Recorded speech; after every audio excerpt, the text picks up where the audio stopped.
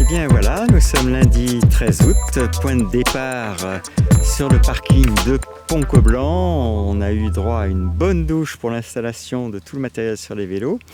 Voilà, il fallait pas mal de courage ce matin pour se lever par un temps plutôt pluvieux, qui s'est terminé par une averse bien soutenue.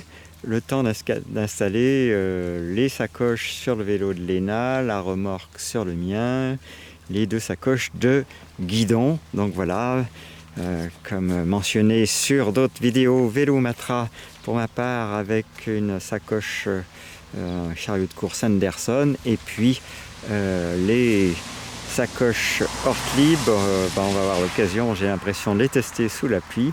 Le porte-bidon en place sur le vélo haut de fil de Léna. Eh bien, on vous retrouve un peu plus tard, sans doute à la première écluse, en tout cas pause sur les 10 km et destination pour aujourd'hui, pour ce lundi, donc Carhaix. Voilà, le camping de Carhaix. On espère que le soleil qui a commencé à pointer dès lors qu'on a commencé, qu'on était prêt pour le départ, eh bien, va perdurer dans la journée. A plus tard. Bien, première halte depuis Pont-Coblan, arrivée de Léna avec ses deux sacoches. C'est une aventure, c'est la première fois que Léna roule avec ses deux sacoches. Et donc nous arrivons à cette première écluse. Au compteur, qu'est-ce que nous avons? Nous avons accompli 11,72 km. Voilà, la pluie s'est arrêtée. Le temps est un soleil voilé et le sol est légèrement boueux.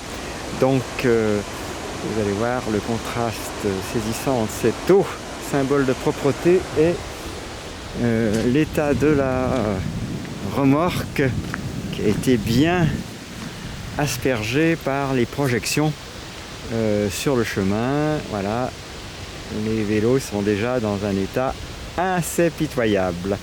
C'est pas grave, ça roule. Voilà, et bien écoutez, on va vous retrouver un peu plus loin après cette pause. Alors l'écluse, on n'en a pas encore le nom. Je ne sais pas si on l'a sur la maison éclusière un petit peu plus loin.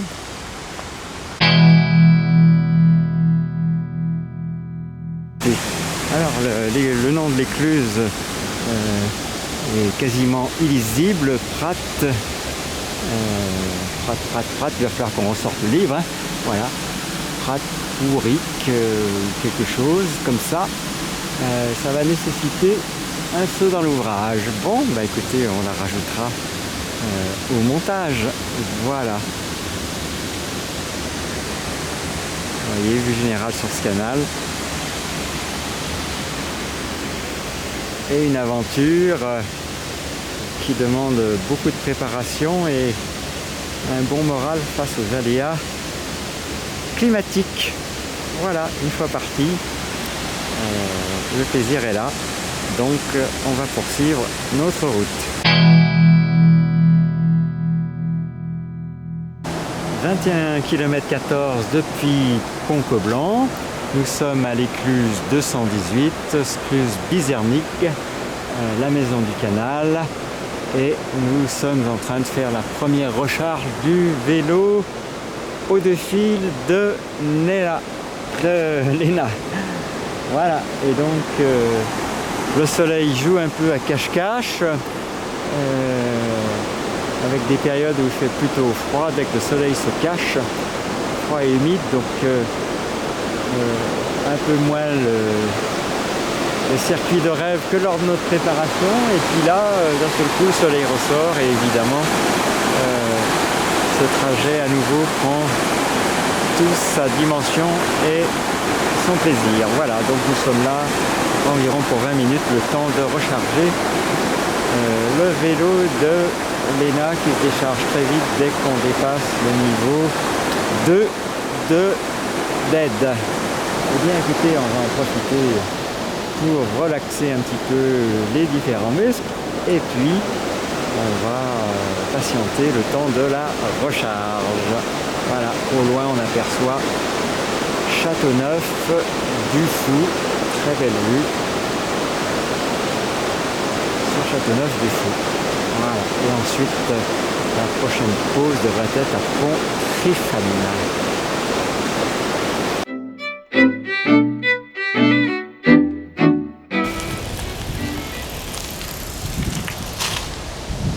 Et bien voilà, 30 km au compteur depuis Pont-Coblan. Comment que c'est, Léna?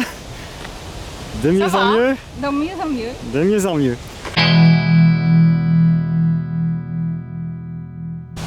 Petite vue sur la maison éclusière de cette écluse à notre étape 30 km de Pont-Coblan. Et c'est l'écluse, comme le nom l'indique, le dessus de porte, Lanmeur. Voilà, ces petites maisons qui ont, ma foi, leur charme, avec à côté un pommier. Voilà. Donc, écluse de Lanmeur. Bon, vous voyez, ça vaut parfois le coup de se remuer un peu le matin, même si la météo n'est pas très encourageante, même si la pluie tombe à verse, parce qu'en cours de route, comme chacun le sait, ça s'arrange très très souvent. Voilà, donc toujours le même plaisir de retrouver ces déversoirs, cette étendue d'eau apaisante, ces reflets dans l'eau, et puis un canal qui, ma foi, non seulement a des charmes, mais vous prend sous le charme, sous l'effet de la répétition du mouvement de pédalage. Voilà, et donc on va se préparer à entamer la prochaine dizaine de kilomètres et au terme de laquelle nous aurons fait 2 tiers de notre trajet. Restera donc 20 km avant notre destination de ce soir, le camping municipal de Carhaix-Plouguer. Eh bien, on vous retrouve bientôt pour la suite. Voilà. On croise de ci et de là d'autres cyclistes qu'on dépasse, qui nous dépassent, et ainsi de suite. C'est le ballet des cyclistes le long de la voie de halage.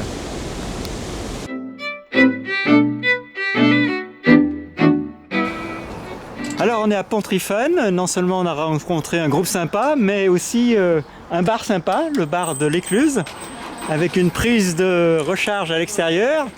Et apparemment, tout ce beau monde va se retrouver ce soir au camping de Carhaix. Nous, on en est à 40 km environ, et il nous en reste à peu près 20 pour rejoindre le camping. Alors, on vous laisse voir la série de vélos là, qui sont en bordure du bar. Voilà. Et puis, y en a qui ont fait que passer, mais on va les retrouver plus loin. Donc, voilà, la discussion tourne autour de qui paye sa tournée ce soir, quoi. Voilà. Un café où nous sommes en train de faire la pause, comme vous venez de le voir, et décor à l'américaine. Bon, c'est quand même sympa, ça a son côté un peu période Johnny Hallyday & Co. Voilà. Et ma foi, un monsieur très sympa, dont j'ignore le nom, mais c'est pas grave. Alors, un verre, il nous manque. Voilà. Qui est en train de faire le service pour, je sais pas combien, une douzaine de personnes. Donc voilà quoi, faut pas se mélanger les pinceaux. Donc voilà une petite vue sur ce bar, vue intérieure. Voilà, comme vous le voyez à l'horloge qui indique la même chose que ma montre, il est 15h35. Et ben ma foi, il nous reste 20 km. Si tout va bien, aux alentours de 17h, on devrait être au camping. On trouve aussi des glaces, et puis évidemment Léna est en train de lorgner sur sa glace, ou en tout cas celle qu'elle pourrait préférer. On va voir ce qui est disponible.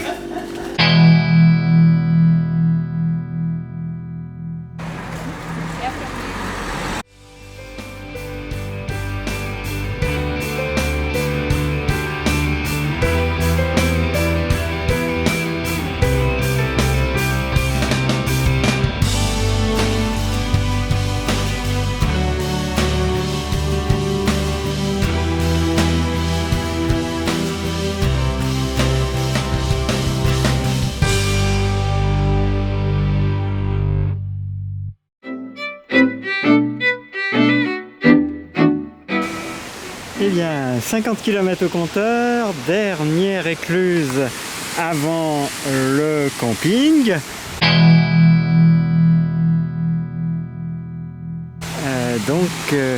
Écluse qui porte le nom de Causse Castel. Voilà, le petit groupe qu'on avait croisé au café passe maintenant dans l'autre sens. Et on applaudit leurs efforts avec comme bruit de fond le déversoir. Voilà, toujours aussi sympa. Et là avec une passerelle métallique pour le coup. Donc voilà, qui permet de traverser l'écluse en toute sécurité. Voilà, beaucoup plus facile qu'à certains endroits. Voilà. Surtout partant de pluie, le bois peut être glissant. Voilà une belle écluse qui marque notre dizaine de kilomètres. Voilà, puisque chaque dizaine nous vaut un joli arrêt sur le canal de Nantes à Brest. Léna devrait arriver d'un instant à l'autre. Voilà, et on fêtera bien sûr son arrivée.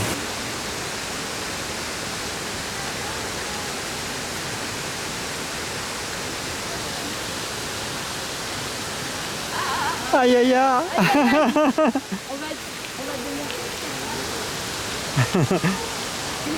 Alors là vous avez devant vous un groupe dans lequel 3 sœurs se cachent. Saurez-vous les reconnaître? Voilà, on attend vos réponses en commentaire. Voilà, Léna vient de nous rejoindre et donc nous voici prêts à affronter les 10 derniers kilomètres. Tout va bien? Oui. Ça roule tout seul là? Oui, ça roule tout seul. C'est merveilleux. Bon, eh bien il n'y aura plus qu'à aller monter la tente si je comprends bien. Oui, tout à fait. Allez, c'est parti pour la dernière étape de ce premier jour, lundi 13 août. Trajet Pont-Coblanc, camping municipal de Carhaix-Plouguer. Allez, à tout de suite pour le montage de la tente.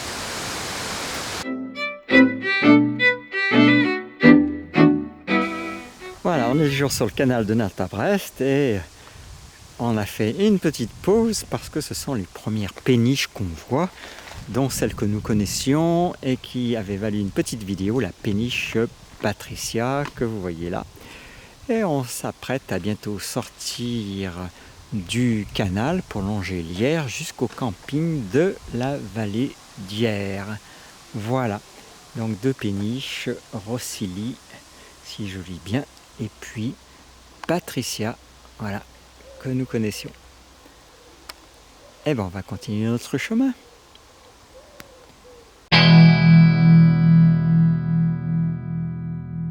Dernière écluse avant la sortie du canal pour prendre le pont qu'on aperçoit tout au fond. Voilà. Une journée qui s'est avérée, après un départ plus que laborieux, très gratifiante, avec un temps très doux, de belles rencontres. Et donc, on savoure cette dernière écluse avant de rejoindre le camping.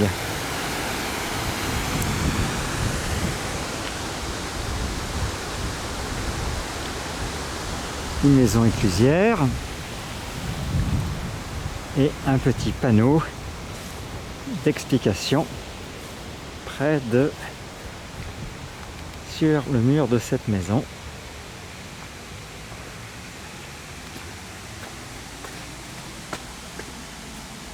Voilà, écluse dont le nom provient de l'ancien noble situé à proximité et dont le château est connu pour avoir été mis à sac par les bonnets rouges en 1675. La forme correcte du nom est Ar-Gergoad. Elle se compose de l'article défini breton Ar, le, la, les, suivi de Kergoad, élément à part entière. Kergoad associe Ker égale village, lieu habité, et Coad, bois, petite forêt. Les 2 cas apparaissent adoucis en G dans le nom en raison des éléments qui les précèdent. Autrement dit, Ar, Ker, Coad donne Ar, Gergoad. Voilà. On vous laisse corriger la prononciation si ça ne correspond pas tout à fait à ce qui est attendu. En tout cas, tout ça pour dire qu'on est écluse de Kergoad numéro 203.